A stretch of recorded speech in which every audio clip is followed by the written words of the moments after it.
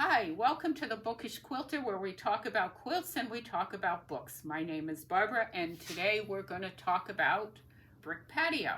Brick Patio is the quilt you see behind me. I designed Brick Patio to use up some scraps, and it is constructed entirely of 2.5 by 4.5 inch rectangles. Each block has 3 pieces, 2 horizontal rectangles and 1 vertical.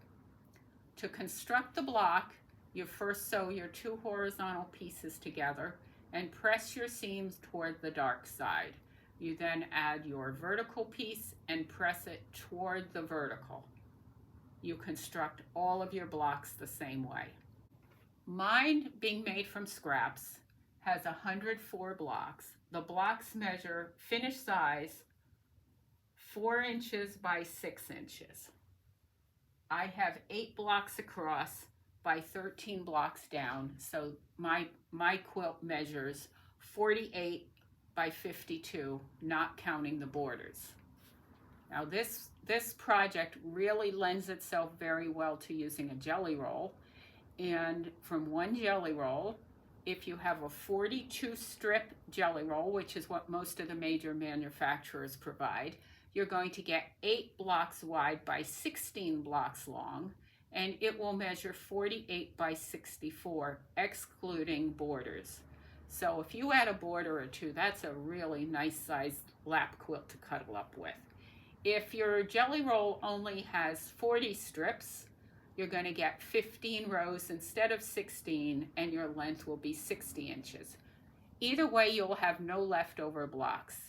And it's great for using a jelly roll because you get 9 pieces per strip with virtually no waste. Now we're going to put our blocks together. All of the blocks are going to be sewn together the same way. You're going to construct your rows. Here we have my 8 blocks wide. And you're going to press your seams all in the same direction. It doesn't matter which way, as long as they're all in one direction. You're going to do every row the same way. Your rows are going to be identical.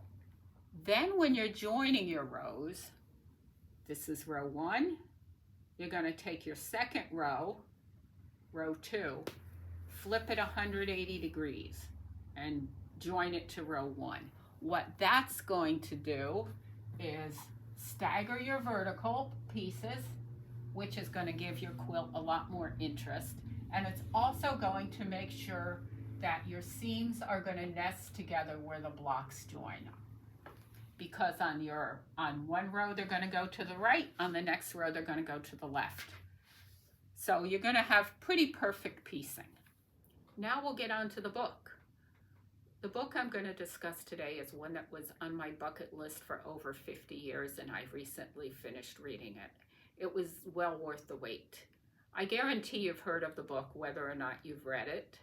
And if you haven't read it, you may be a little intimidated by it. And I'm here to say, just barge right in and read it, because it's a wonderful read, probably one of the best, if not the best book that I've ever read. It has a lot of characters, and these characters are known by multiple names throughout the book. There is their nickname, their full name, and their title. There are over 600 characters. There are battle scenes, and the battle scenes are very detailed, and you may not know where these battles take place. Also, there is the philosophical ruminations of the author and his view of history. And it can get a little dry at times, but it's not difficult. And I'm sure by now you have figured out that I'm talking about War and Peace. And all I have to say about it is, if you've ever even remotely thought about reading it, pick it up and read it. It has very short chapters, and there's 360 something chapters in the book, so if you read one a day, you'll finish it in a year, no sweat. I honestly finished it in a lot less than that, and I would have finished it quicker, except I literally did not want the book to end. So if you think this might be a book for you, give it a whirl. I hope you enjoyed this video. I have a lot more in the works right now. I have one I plan on putting up in a couple more days because it's a very timely video. And so I hope you've liked what you've seen. I hope you'll subscribe, like, and comment, and stay tuned for my next videos. Thank you very much.